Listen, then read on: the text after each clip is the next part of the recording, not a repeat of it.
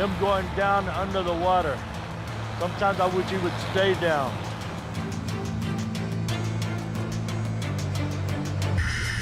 Oh yeah, there's a lot of gold down here. A trained journalist, history expert, and combat photographer in Central America, Cork has 3 decades of treasure hunting experience that began when he was 18. After Captain Kidd's treasure on an island off the west coast of Vietnam, it was an illegal covert operation. It was one of the darkest moments of my life. I was held for 11 months, and 7 of those I was in solitary confinement.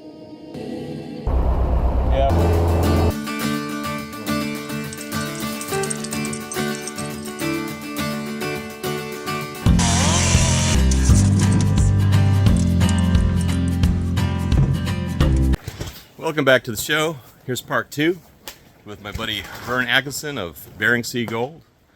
And I hope you enjoy this end of the interview. And Vern's asked whether I'd be interviewed on his show. So we'll see what happens with that. If you want to find out about that, please like, subscribe, share, and you'll get notification of when and where that episode will occur. But right now, I'm going to be planting some more garlic, which will be available, in a year or 2? But I'm actually going to get a line going, so it's just like, once you get garlic going, you don't have to upkeep it all the time. And I'll actually start looking further into the outside of the high tunnel and doing not wild, but domesticated garlic, like Siberian. We got Siberian, we got German Hardy, got Transylvanian, Korean, of course. Got Korean garlic, it's doing pretty well. And I want to see how it'll work outside, as long as I can plant in areas that are not affected by our geese, because the geese love garlic. They like any kind of long green leaf, onions, garlic. They'll chew it all the way down. So I'll be putting it in areas that I'm pretty sure the only ones that might affect it would be the snowshoe hares. I don't know. And also, of course, fence off little areas so that they don't hit it. I know the moose won't touch it. Boy, you can hear that wind just hitting the plastic on this high tunnel. But anyway, enjoy the show with Vern.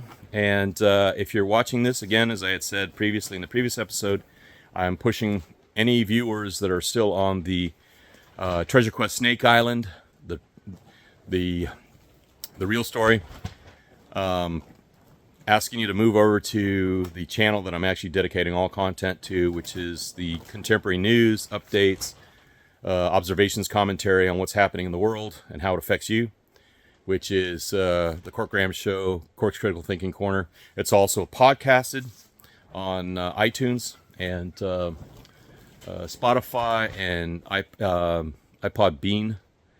And the other one is 5 Acres and a Moose, where I go into homesteading, hunting, fishing. I haven't had any chance to go flying, so I was actually had a couple jobs. I was supposed to fly for a couple lodges this summer, but just because of the immediacy and the importance of just making sure that everything is squared away on this property in terms of builds that need to be done, I'll be doing a whole line of episodes on the new chicken house that I'm building starting actually tomorrow, and then also the pole barn that'll be going up, and the sawmill shed. Hopefully I can get that done before the first snows. If not, we'll see what we'll be doing, because I got to be cutting lumber. And what's happening with the free wood up here, because we have a major horrific, just like when I left in '91, that the spruce beetle has been hammering everything. So enjoy the show, and be sure to like, subscribe, share with your friends.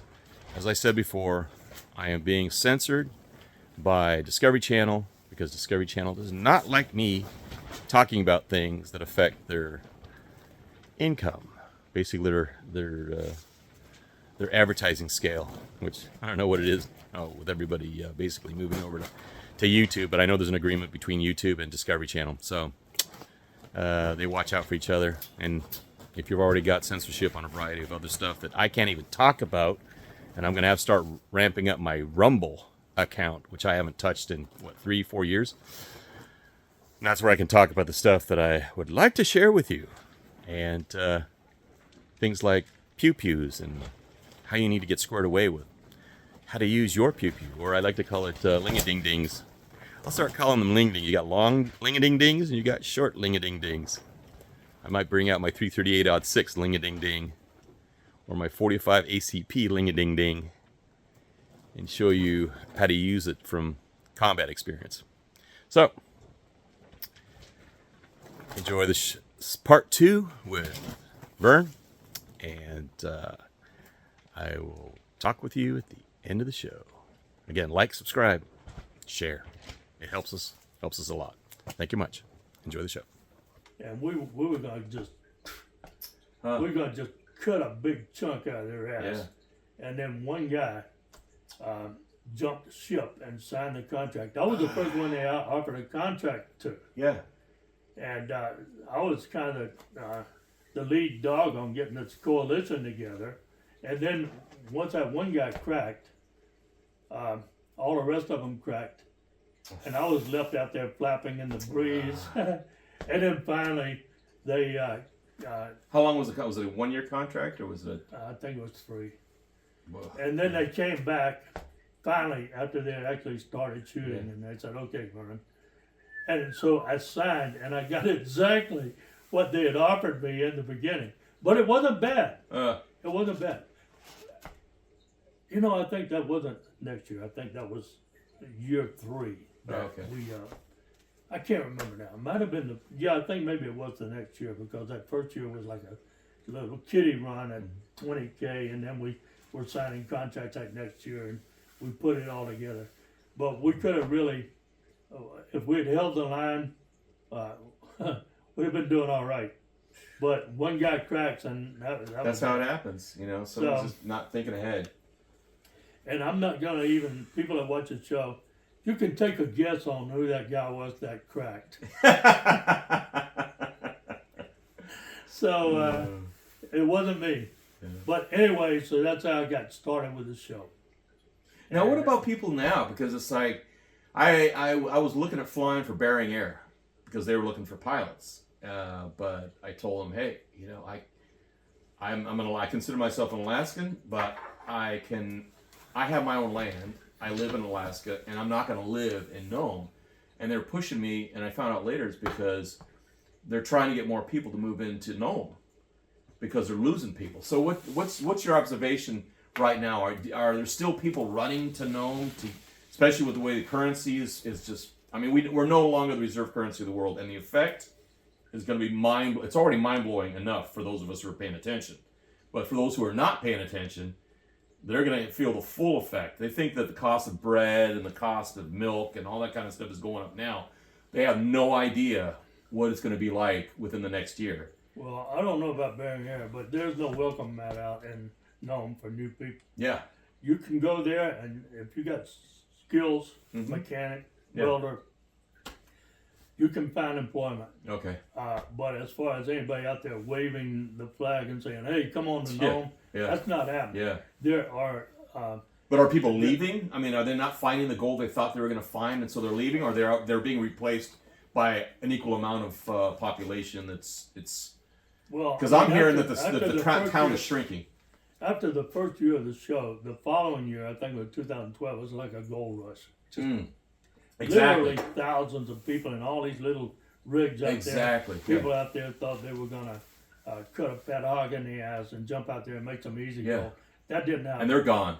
So by August of that year, and they set up, the city didn't know what to do with all these people, so they set up a campground for them up by Dredge 6.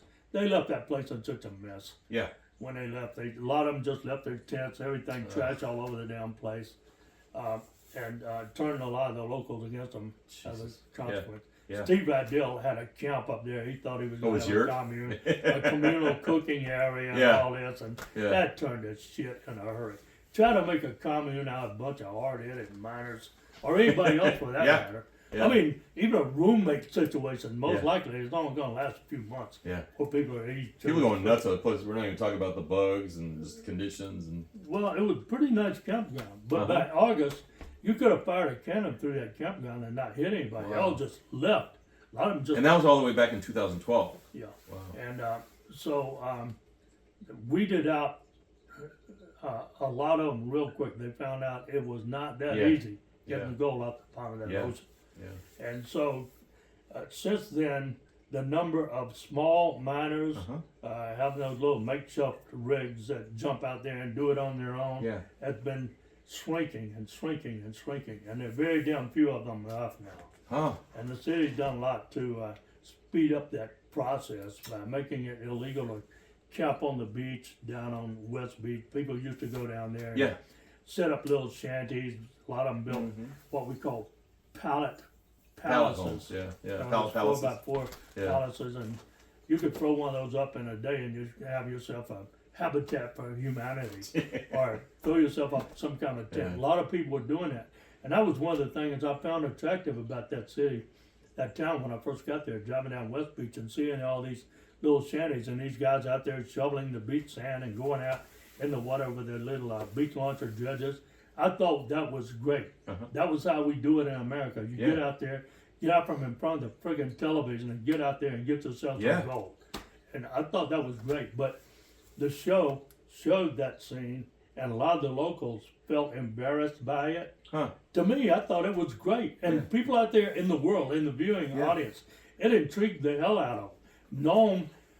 Nome has so much history, and so many people in this world know about Nome. And the people up there, the locals, they don't appreciate that. It's a well-respected place, well-known and well-respected.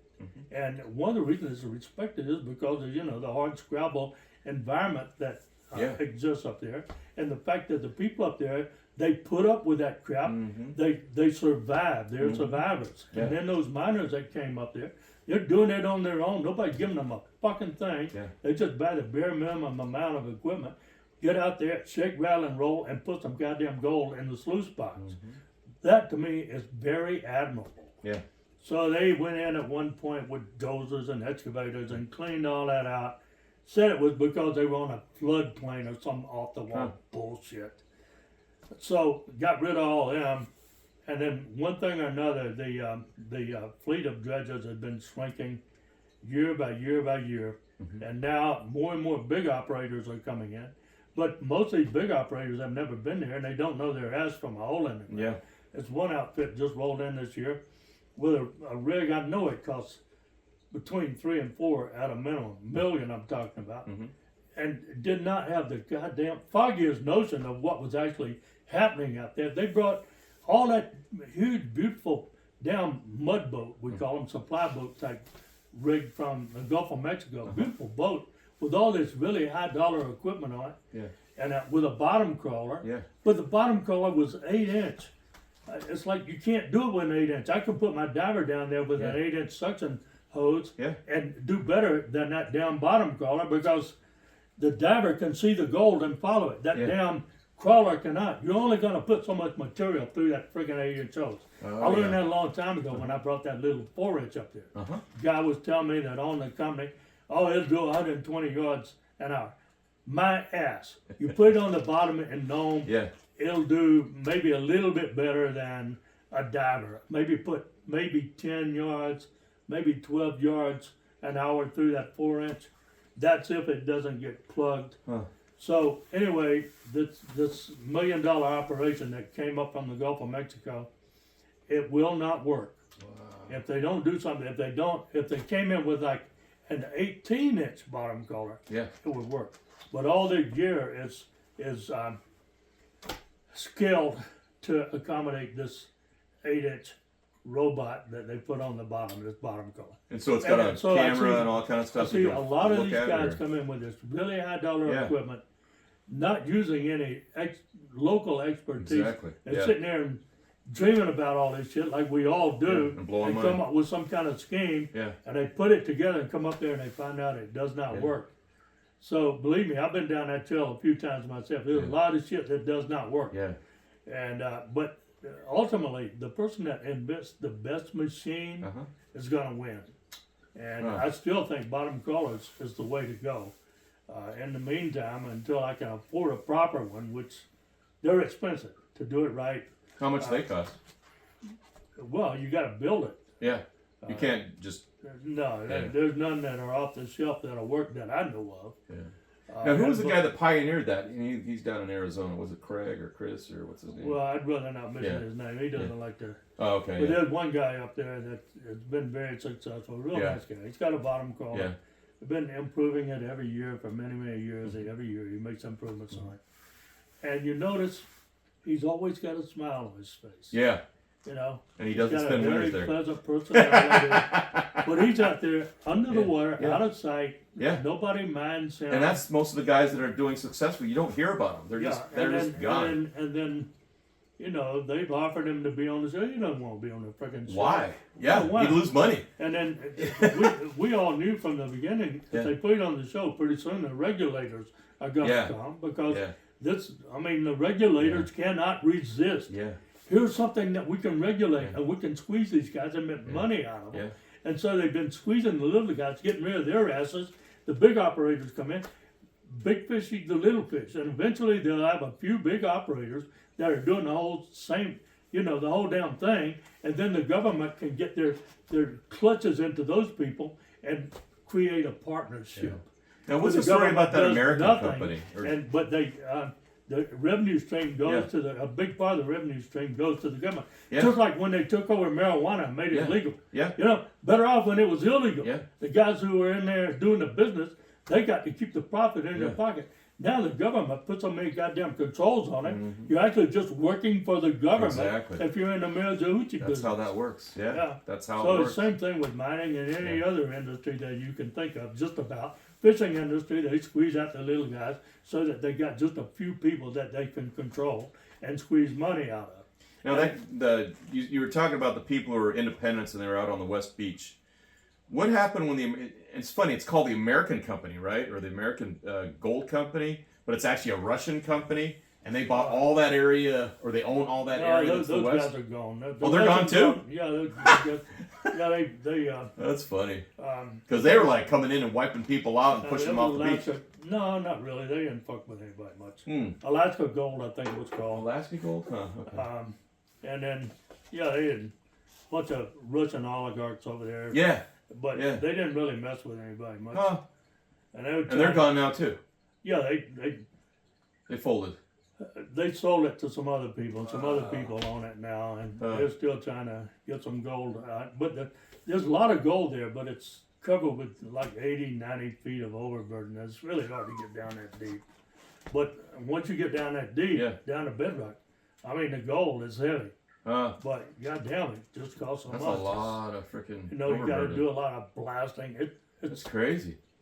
So they pretty much wore out all their equipment, all these big earth moving machines and whatnot, and then this other. Now they were in the water, or they were on dry land when they were doing? They were on dry land. They were, yeah. Okay. Yeah. Wow. So it's the land mining operation is still an entity, but to the best of my knowledge, they're not really doing anything much right now. I think it's up for sale again. Huh. But they also, that same company has an offshore, we'll call it a division. Mm-hmm. Might be a separate company, but it's the same people that do some offshore stuff. They have some offshore leases and whatnot.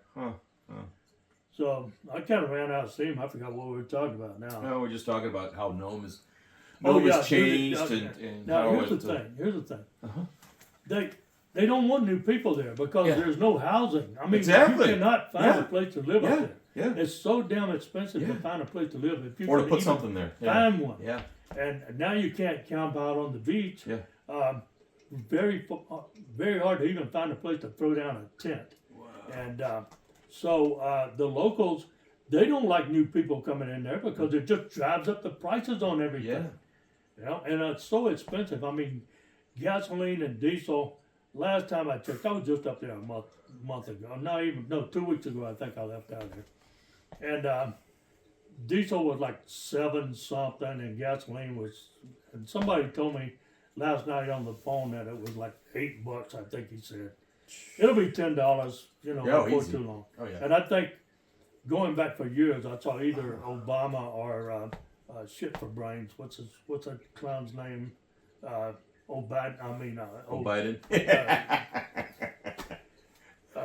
The idiot the puppet in charge. Yeah. Talking about imposter in how chief. we need to do away with fossil Yeah. fuels, and the number $10 a gallon came Yeah. up in the conversation. Yeah. I don't remember where I heard this, and it was some years ago.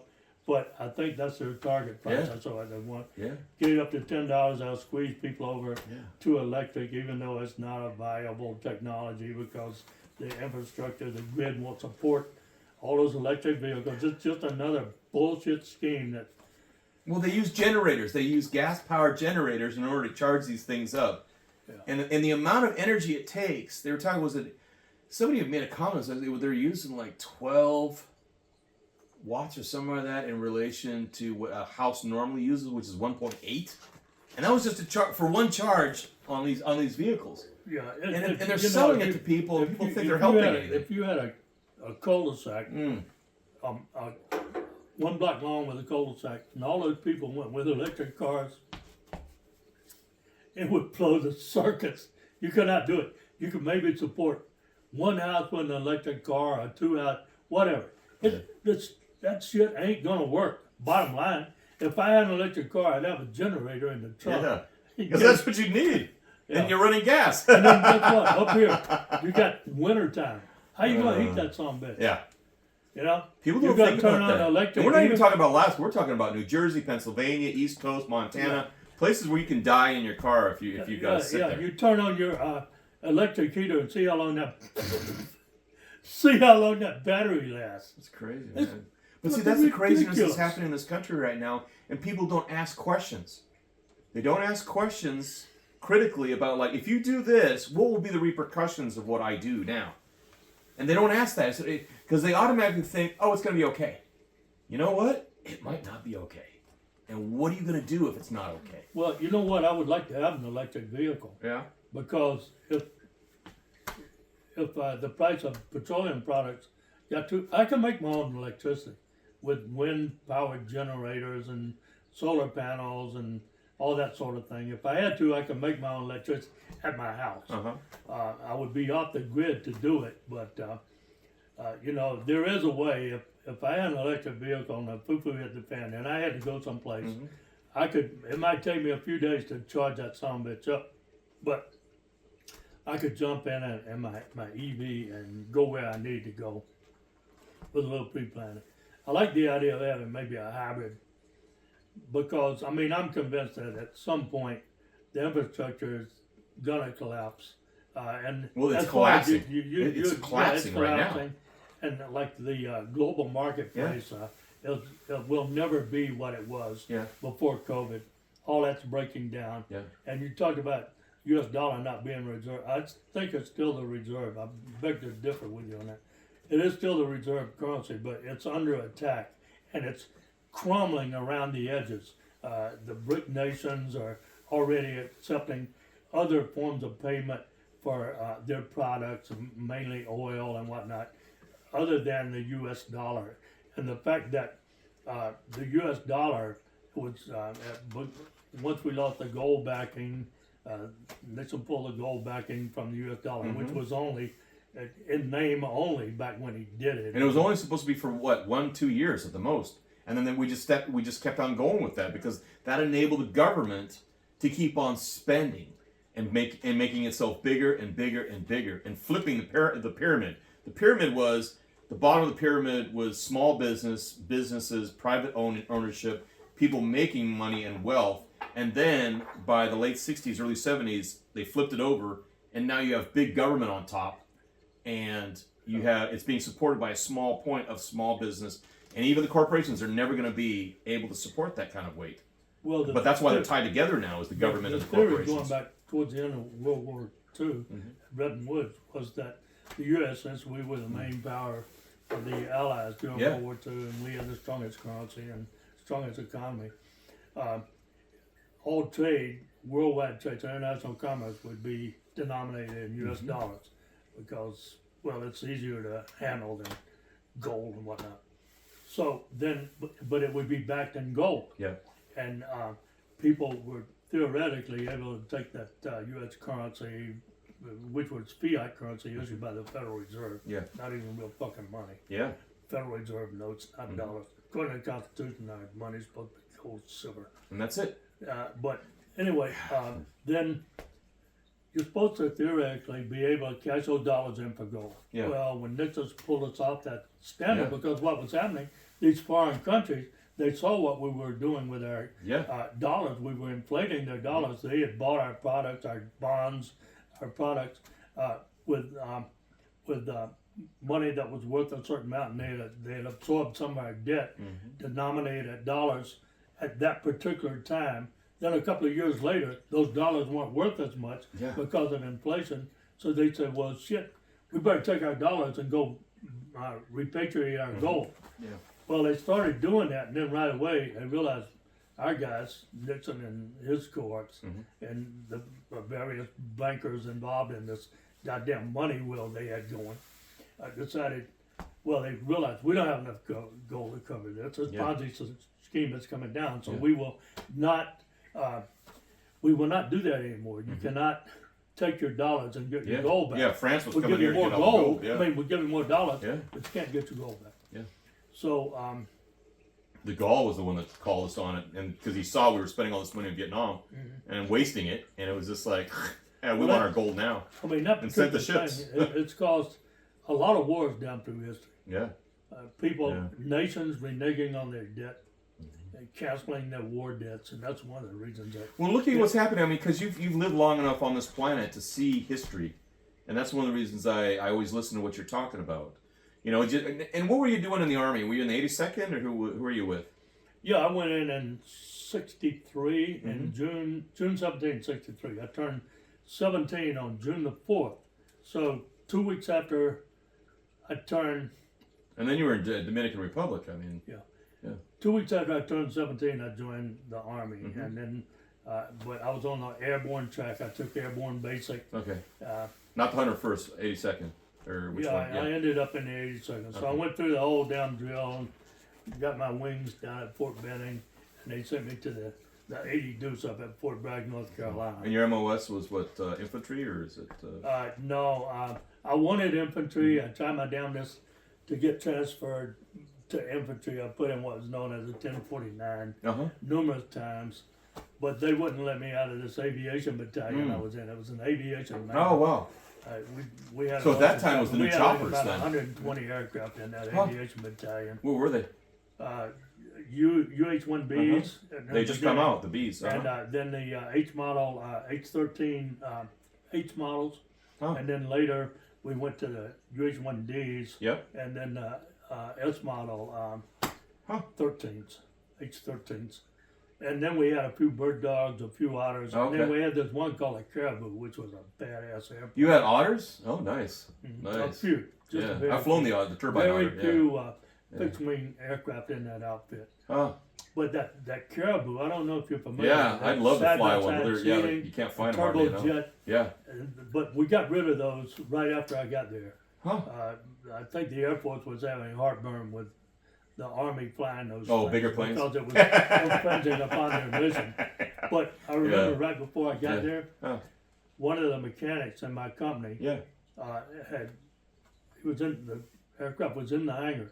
He stepped into the cockpit, and to help himself into the cockpit, there was Jesus. a red handle down there. He pulled that handle, it ejected his ass right out through the roof. Needless to say, it killed him deader than a doornail. Splatted him. Yeah. So, that was one of the first things he told me when I got there. Don't pull the red handle. Don't pull anything, yeah. So, anyway, we didn't keep those for very long, but we had the Hueys. And when I first got there, it was on the job training for the first 6 months. And, I never did want to be a mechanic. I joined the Army to be a soldier. Yeah. And I wanted infantry. And I was pissed off because they were trying to make me into an aircraft mechanic. I didn't want anything to do with that shit. I'm not a friggin' mechanic. I mean, nothing against mechanics, but that's not what I joined the Army for. Yeah. I mean, I was young, dumb, full of cum. I went like eyeball to eyeball contact and blow that motherfucker away. Yeah. That was the kind of shit I was into. Yeah. So after 6 months, they sent me to Fort Eustis for aircraft rotor and propeller repair course. So I was 3 months up there at Fort Eustis that summer, a beautiful summer of 1964. I was at Buckrow Beach every night. Oh, wow. boogalooing my ass off. I'd get back to the barracks 2 or 3 o'clock in the morning, 4 o'clock in the morning, and I'd have to turn to for reveille, and I'd drink Coca-Cola after Coca-Cola trying to stay awake. Oh yeah. And swear up and down I wasn't going to the beach again that night. Yeah. Then somehow or another, after class was over, I'd get this second wind. All of a sudden I'd be feeling good. And yeah, let's hit to Buckrow again. Oh wow. And so we, I had some buddies. I had this one buddy had a '63 Buick LeSabre. I can't remember. LeSabre. A really nice Buick. Yeah. Convertible. Oh wow. We all load up in that sumbitch and we go to Buckrow Beach. It was close, and back then it was party central. They had a pavilion, good music, dancing, plenty of girls and everything. Young man's dream. So anyway, I came back to the company after I finished that rotor and propeller repair course. I never touched another aircraft to repair it after that. Huh. They put me in aircraft tech supply. And I think the reason was I had a military driver's license. They forced me one day to go and get a military driver's license. They said, you go down there and get your driver's license. So I got down, they had me driving M151 Jeep. Okay, here you go. Well, we'll just go ahead and give you a 2.5 and 5-ton truck at the same time. I'd never driven a freaking 5-ton truck. But anyway, they gave me this license. And so I was duty driver one day right after I came back, and they put the company supply officer, he was a warrant, W4 pilot, already done 2 tours, really cool, squared away guy.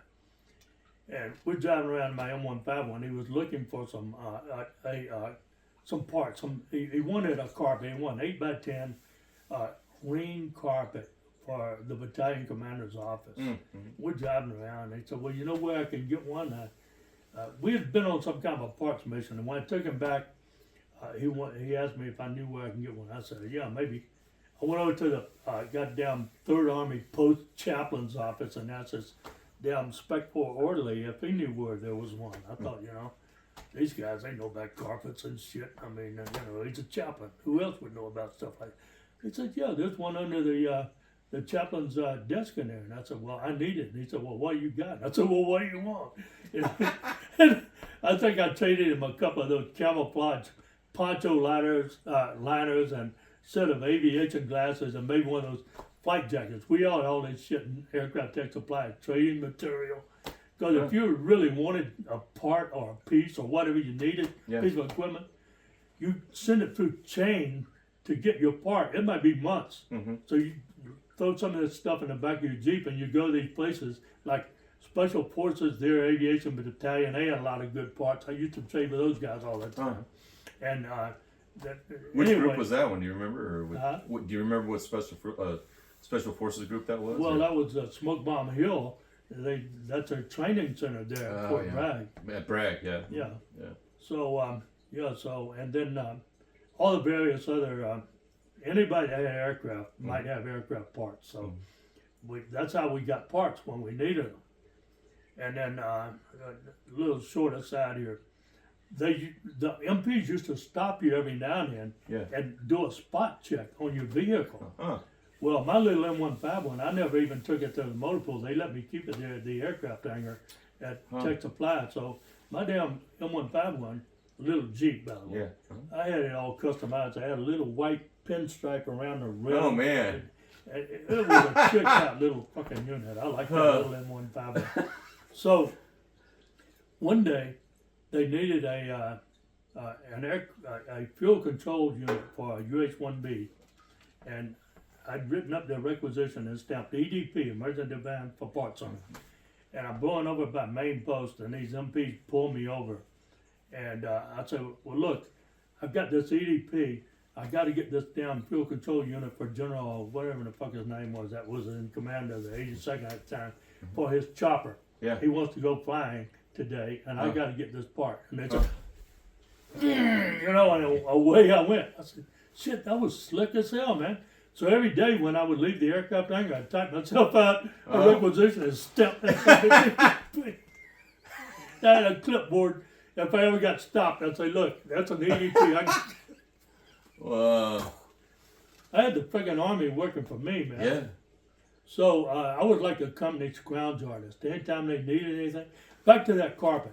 Yeah. I got that carpet. I rolled it up. I put it in my Jeep. I went, took back, and gave it to this warrant officer. I went up and said, "What do you want me to do with this carpet?" And he said, "You found one?" I said, "Yes, sir. I found one." Oh. He said, "Well, take it over to the battalion commander's office." So I took it over there, and then just a very few weeks later, the allocations came down for Spec 4. I was a PFC at the time.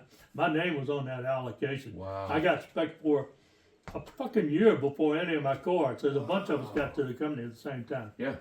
I beat them, all of them, by about a year getting Spec 4 because I snagged that friggin' carpet. And then they assigned me off the floor. I wasn't mechanicking anymore. They put me in aircraft tech supply. That's how I got that job. And, you know, tech supply, you know, working out.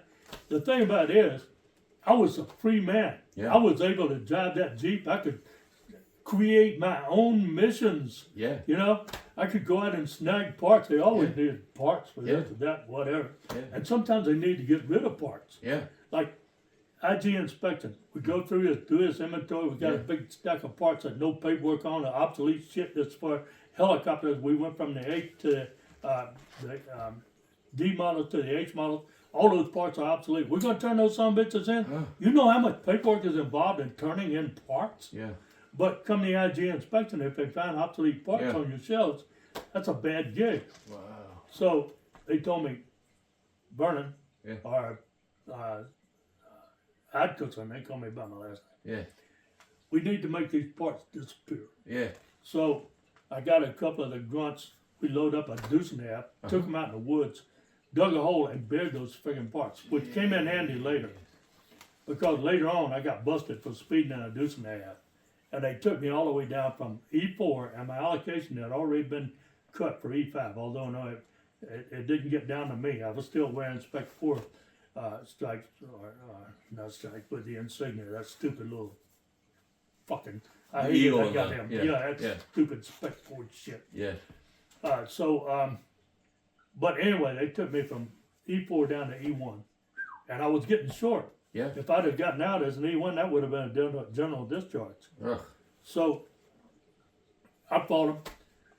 It was a field grade Article 15. They asked me, "You want a court martial on Article 15 for speeding in this deuce and a half going through Smoke Bomb Hill?" Damn general there, his daughter evidently got killed by his speed. Oh yeah, that was that one. And so they really clamped down on the speed limit going through Smoke Bomb. I think it was 25 or something like that. Anyway, you know, I thought, well, they'll take me down one grade. I'm getting out here in a few months anyway. Fucking mama out of this man's army. Huh. Well, he took me down all the way. So I finished up. I went down the stairs in our 3-story barracks we lived in. There's a phone booth down there. I picked up the phone. I called Lyndon Johnson. They wouldn't let me talk to Lyndon. So then I called, I ended up talking to, then I called Tom Thurmond, who was a senator from South Carolina. Oh, okay. Yeah, yeah. They wouldn't let me talk to Storm either. Huh? Then I called Mendel Rivers. He was the chairman of the House Armed Services Committee, and he was from South Carolina. Yeah. They let me talk to Mendel Rivers. Really? And I told him what had happened. Uh-huh. And he said, "Well, you tell your mother to call that post chaplain every day, or the division chaplain. Yeah. Every day she's to call him. And then what you do is you do what they tell you to do. They'd find me 2/3 of my pay and restricted me to post for 90 days. Yeah. And took all my stripes and shit. And so he said, in the meantime, you do what you got to do, and I'll put my man, Jack somebody, I can't remember his name now. Huh? Jack somebody. He is my Pentagon liaison officer, so we'll work on it up here, and we'll get you your stripes back. Wow. Sure and shit, they did. No But I was busted. I was busted and disgusted. I was like, So I how tell you long what, did it take for you to get your stripes back?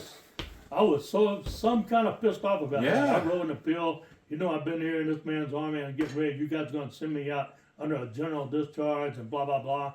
I wrote an appeal. I still got it in my files and all. I think. Good. Pretty sure I do. Yeah. But one of the jobs I had was I had to clean up battalion headquarters every night. Yeah. So my little revenge was that motherfucker that busted me. Yeah.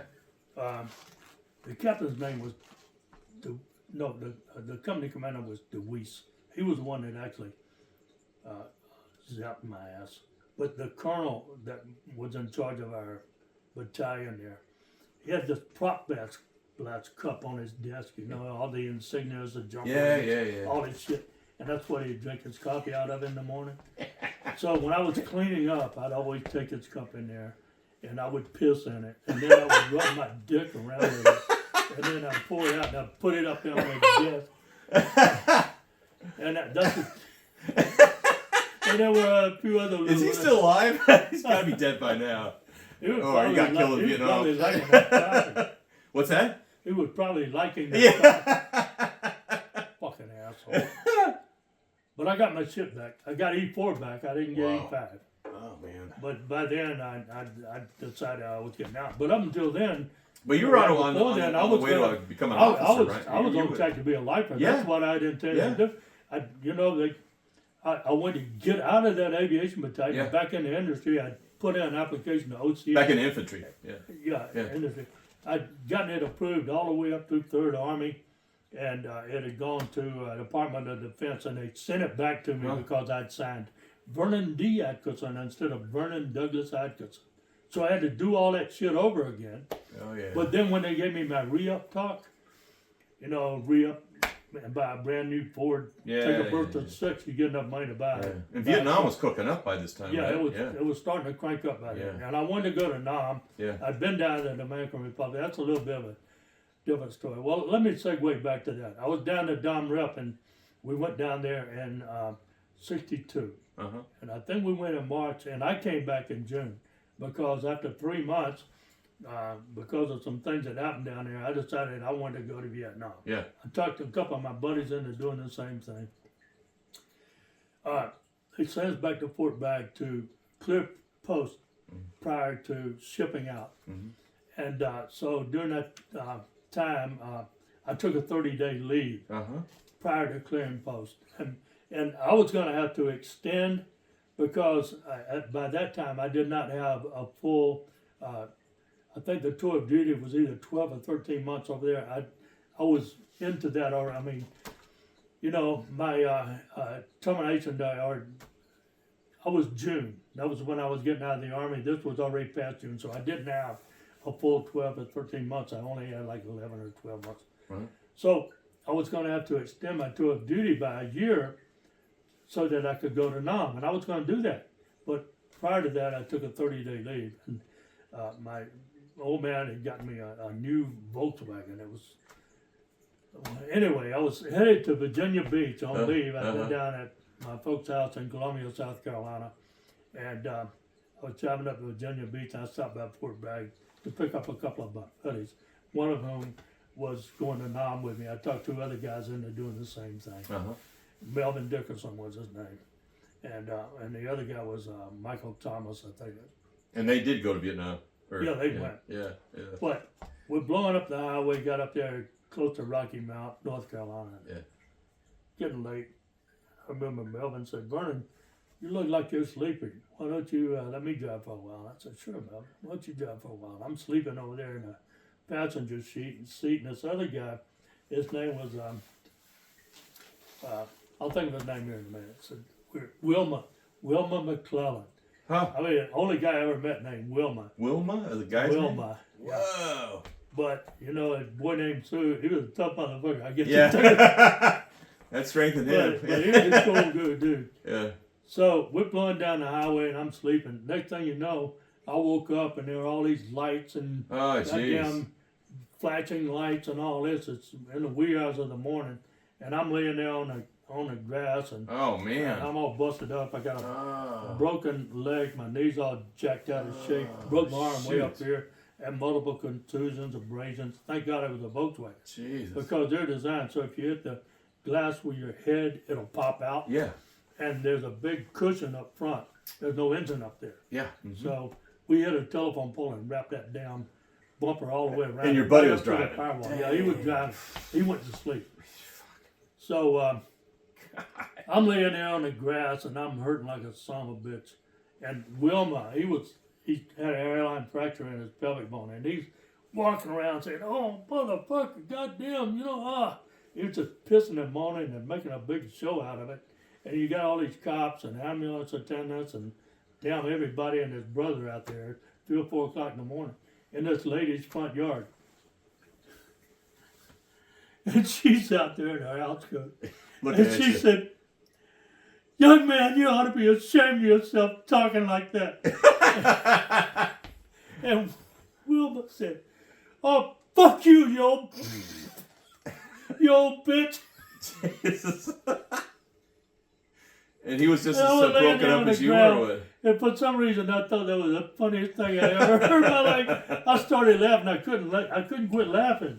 And all my bones, I could feel them Jesus. the more I laughed, these bones are like moving around like this. And it just really hurt to laugh. Yeah. It was so goddamn funny, I couldn't stop. So anyway, they finally took us to the hospital at Rocky. So who got messed up the most? You and me. You did. Me. Well, in the back seat. No, I was in the passenger seat. Huh. Melvin didn't get hurt that bad. The other guy, he had a hairline fracture in his pelvic bone. But they put us, I was in hospital with 3 days at Rocky Mountain. Then they took us to Womack Army Hospital at Fort Bragg. And I spent the next 3 months there. Jeez. I had to go through convalescence. They won't send you back to your outfit if you're not fit for duty, if you can't even be on profile. Melvin got out pretty quick. Wilma was there for a little while, and then they finally let him out. And then,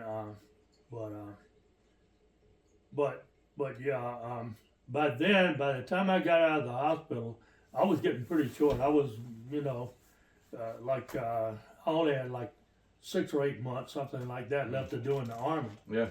And so I finally got back to my company, and I ran afoul of this one sergeant because I'd gone. In the hospital, you could get a convalescent leave. There was this red-haired colonel that come around, doctor that would do grand rounds every Thursday.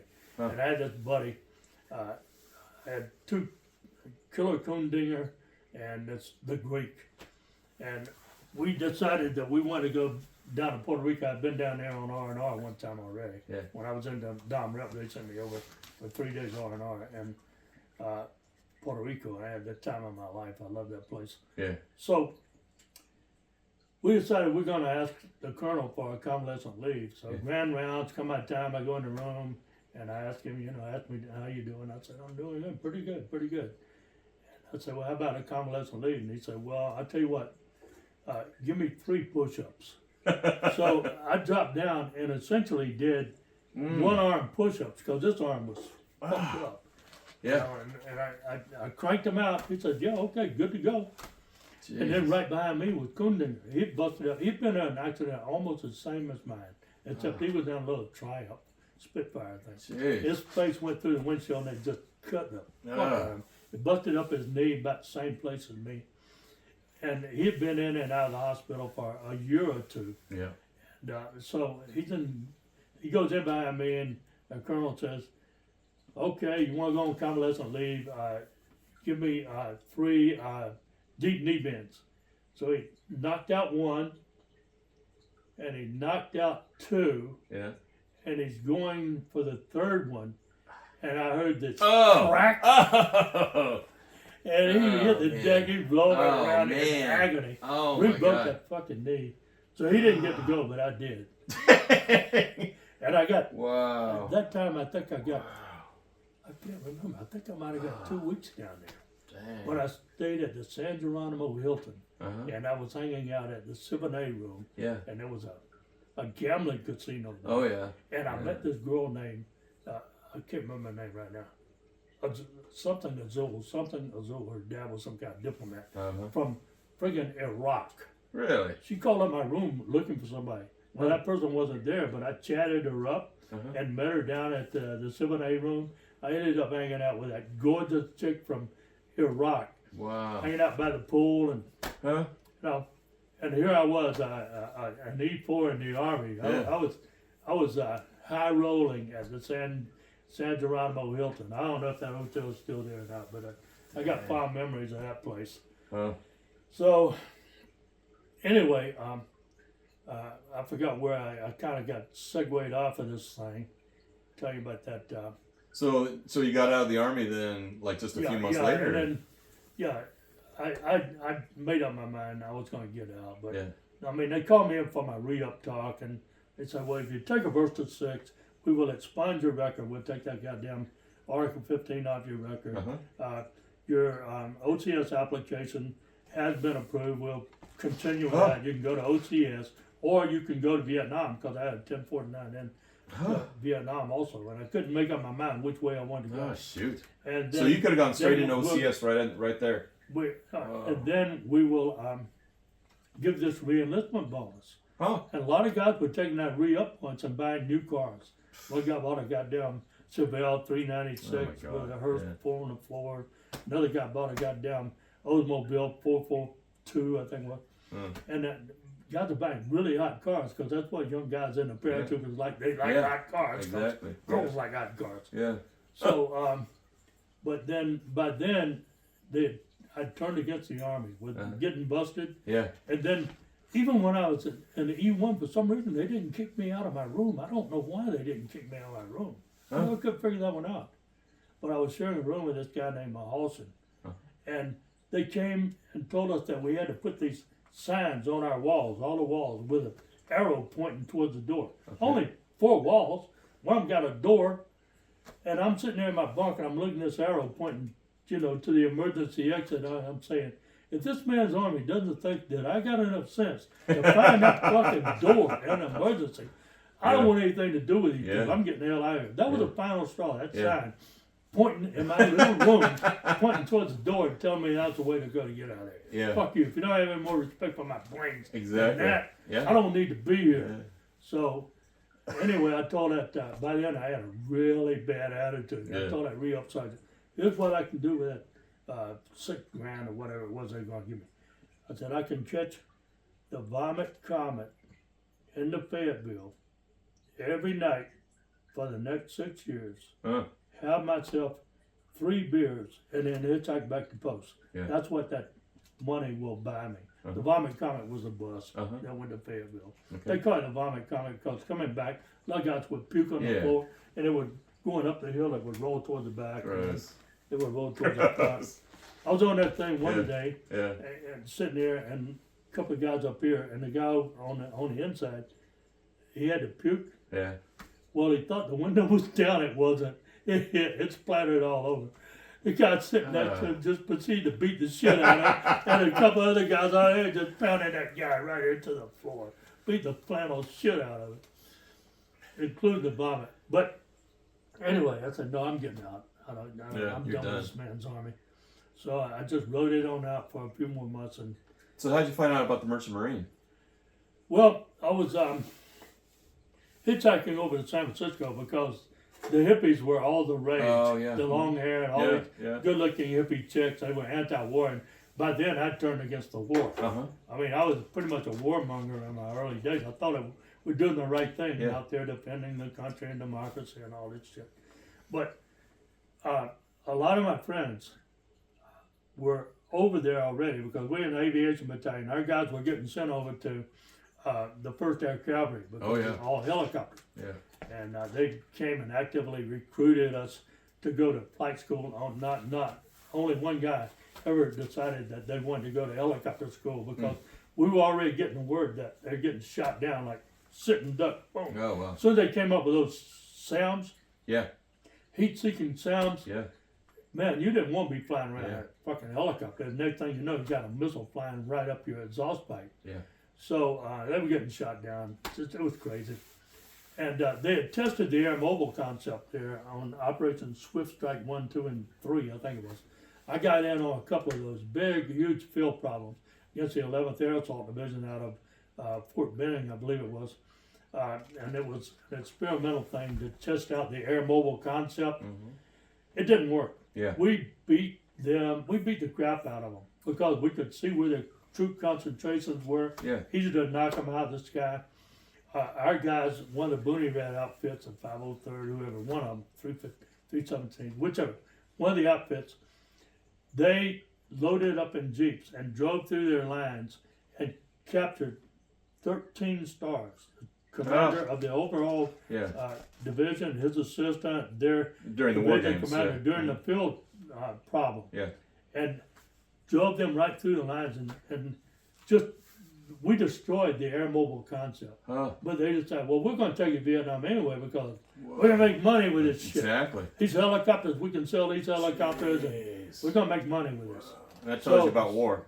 Yeah, so Yeah, they making money. send these helicopters over there, and you know, and it was working pretty good. Even though there were cases where they got shot down with crossbows.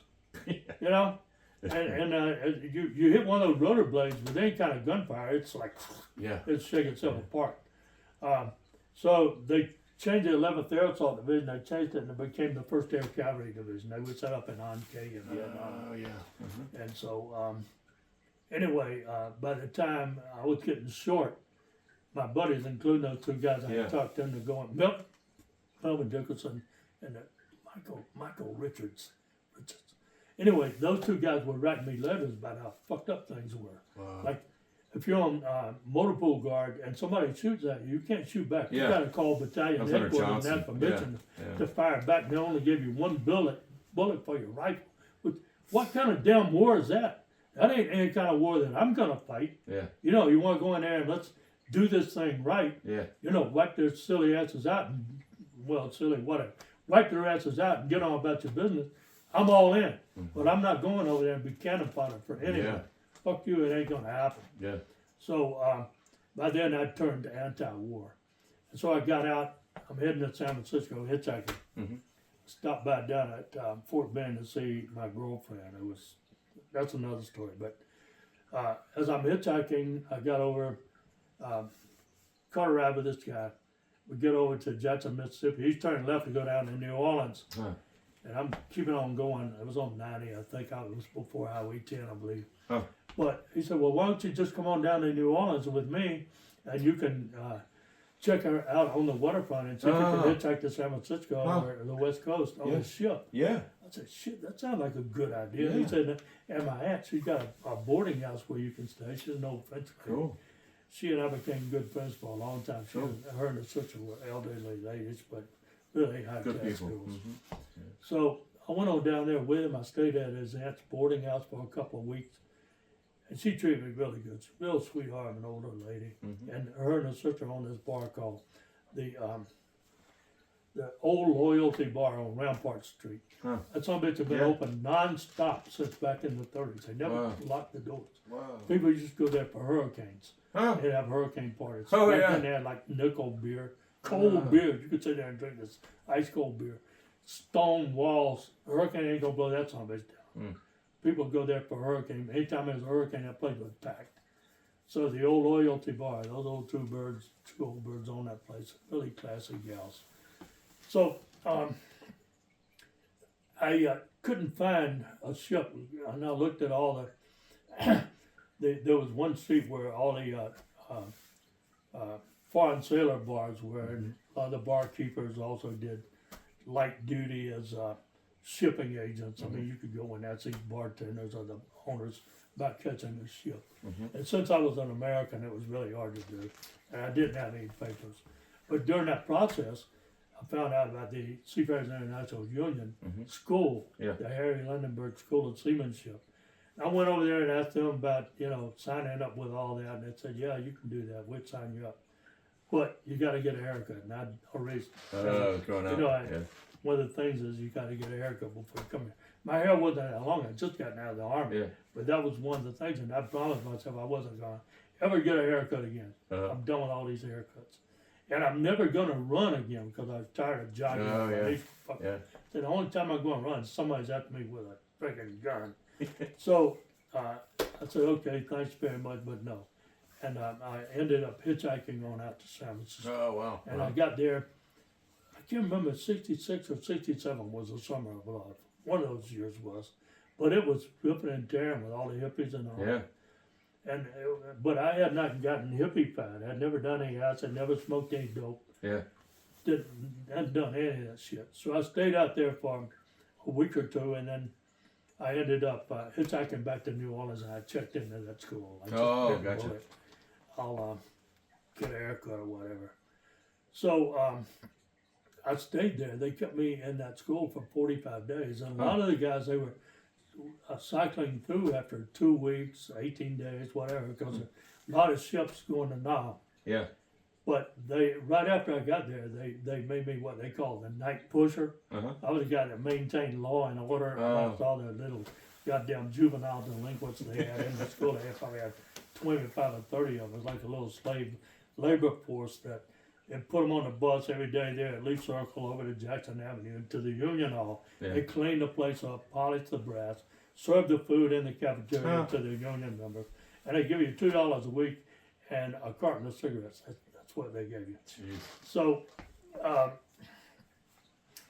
I'm there for like, and my job was to do bed check every night, make sure the lights out at 10 o'clock, lock the door, nobody came and went after that.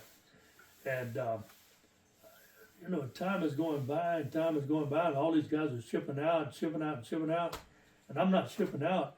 And then one of my buddies, Clay Weber was his name. He said him and Tab Chance had come in from South Carolina, from Aiken, South Carolina. We'd buddied up, and Clay said, "You know, Vernon, the reason you're not shipping out is because you're doing too good of a job. You're gonna have stuff. Oh, yeah.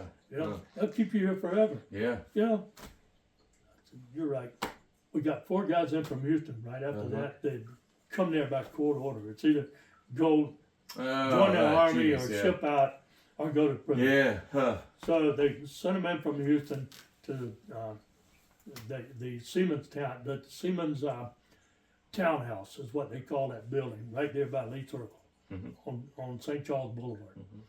And so about the first or second night they were there, 2 of them missed bed check. I locked the door. I went up, did bed check, and then later on I heard some noise up there, and I went back up there, and 2 of them were in the latrine smoking cigarettes and shooting the shit. And I said, "Okay, you assholes, I told you, you assholes need to get in bed." One of them gave me some back talk. I smooth knocked his ass out, and then the other one got froggy, and I took his ass down, and I said, "All right, now you get your ass up and put that sorry son of a bitch in bed, and don't either one of you make a move. Just stay your asses in bed." Yeah. Okay, so we took care of that little problem. I went downstairs. The other 2 are pounding on the door. Okay, I got this big bar across the door, and I told them, "You guys missed bed check. You're out here. Go someplace else." "Oh no, Vernon, please, we'll do anything you want." I said, "Okay. I'll tell you what. You go in there and clean that galley up until I'm satisfied, and I'll let you back in." So I let them in. They went in there cleaning up the galley, and after a while, I heard the big double swinging doors slam open, and this guy said, "What the fuck this shit? I'm not cleaning this damn galley." And I was sitting over here in the front lobby, and there's over on the other side, and there's a hallway going down. And I jumped up from behind my desk, and I ran down there, and just as I was turning that corner, full speed ahead, this guy's walking down the hallway towards me, and I hit him, and I swear I knocked his ass. He went airborne from where I hit him all the way over to the wall, probably as far as that window was. He went flying through the air. The other guy was just coming through the door. When he went flying back, boom, he hit the deck. And I made him pick that guy up, and I took him over to the front door, and I was trying to shove him out the front door, but the door opened towards the inside. I kept banging him. Finally, I said, "Open that goddamn door." So he opened the door, and I threw that asshole out. And I ran him out, the other guy out too. So next morning, I get a call from Don Collins, the guy that ran the training program, and he was in charge of the trainees over at the Union Hall. Big old faggot motherfucker.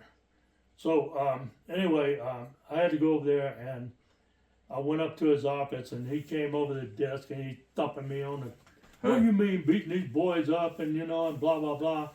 And I told him I was doing exactly what I was supposed to do. That's what the guy I worked for, whose name was Haywire Warren, he was an old union organizer from way back. He was in charge of the townhouse, and nobody messed with Haywire. He was a classy old guy, kind of short in stature and thin, but really a cool dude. And he told me, "You know, you do what you have to do to maintain law and order, and I'll back you up." So Colin said, "You go over there and you get your gear, and you get the fuck out of here, you're done." So I went back to the townhouse. I'm packing up my gear, and Warren showed up. I can't remember his first name. We call him Haywire. And they also called him Judge because they had a lot of influence with politicians there. He said, hey, Vernon, what are you doing? I said, well, Don kicked me out of school. I'm out of here. He said, what for? And I said, because those 4 assholes that came up from Houston, I had to belay their asses last night. One of them had black eyes out the ear. Oh, man. He said, well, that's what I told you to do. He said, don't you worry about this. I'll take care of this. Mm-hmm. He went over to the damn union hall, and the guys, he told me he went up those stairs 3 at a time, went in there and came over the desk after Don Collins. Yeah. He said, Vernon's my man. You don't fuck with my man. Yeah. You know? And then he went over to the dispatcher's office and said, give me a shipping card for Atkinson. Yeah. And no, he went back to the friggin', he told me, go over there and I got a shipping card for you.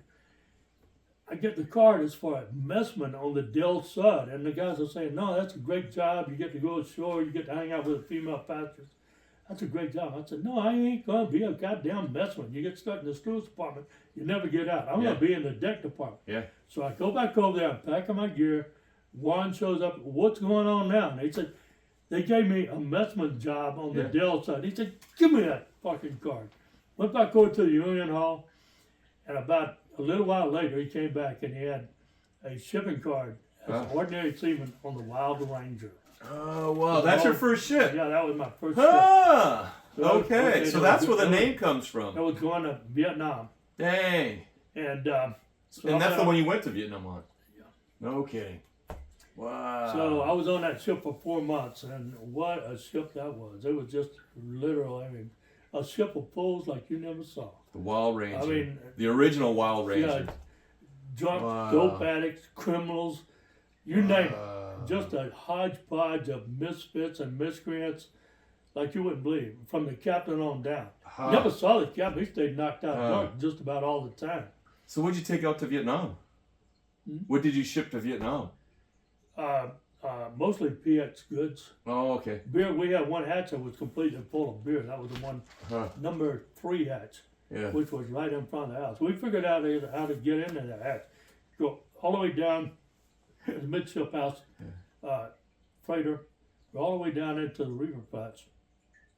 And there was a door down there that you could get into. You weren't supposed to do it. It wasn't a real door. It was like, goddamn, I don't even know what you'd call it. But we disassembled this fucking thing, and we got into that number 3 hatch, and we had beer out the wazoo, man. We were drinking PX beer, commissary beer. But beer was important to the troops over there. So we had one hatch completely full of beer, and the rest of it was PX shit. And that is a good time to cut. We now know where the origins of the name the Wild Ranger comes from. Is that correct? That's correct. That's where it came from. We're going to cut now. We'll be back. We'll talk to you later. Be sure, like and subscribe. Every time you hit a thumbs up, that's good. Gets more people coming to the channel. More people coming to the channel, we can bring more content for you. So subscribe. Tell your friends about the channel. More content coming. I think you're going to be happy. Talking about a bunch of things. This is 2 channels. It's Cork's Critical Thinking Corner, which is Cork Graham on YouTube, and then it's also being broadcast on 5 Acres and a Moose, which is my homesteading, my prepping channel. If you aren't there, you better get there. We'll see you on the next slide. Cheers. Yeah, hey, thanks. Yeah, Kind of enjoyed it, man. Some of that stuff I haven't thought of. And I love hearing your stories, man. So I'm glad you guys get to hear it too. So we'll talk to you later. Hasta la vista. I'll be back. So what do you think about that rhubarb right there? Pretty big, huh? Guess I'm going to be making some strawberry rhubarb pie and some jam. Got lots of that coming. Got some big stuff right here. It's about what? Yeah, almost 3 feet tall. Some good stalks in there. I used to have rhubarb when I was a kid in Spokane, visiting my grandparents from Southeast when we were living in Southeast Asia. But anyway, hope you enjoyed the show with Vern. Again, like, subscribe, share, and comment. Please comment below. I do answer either in the comment itself, or I comment about it because I think it's a great idea to talk about in an upcoming episode. So if you have any questions about the reality TV industry, about media, about U.S. history, I love talking U.S. history because evidently they don't like to teach it anymore. And since I experienced a lot of it personally, up close and personal, like Vietnam, Central America under Reagan, I'll definitely be talking about that pretty soon, because all the things that happened back then, it's all playing out right now. And that's why you notice that I'm doing my best to have everything squared away before November, and definitely before January. I hope you're doing the same thing too. I'll pray for you. Good luck. And like we used to say when we go out on mission, hasta el otro lado. See you on the other side.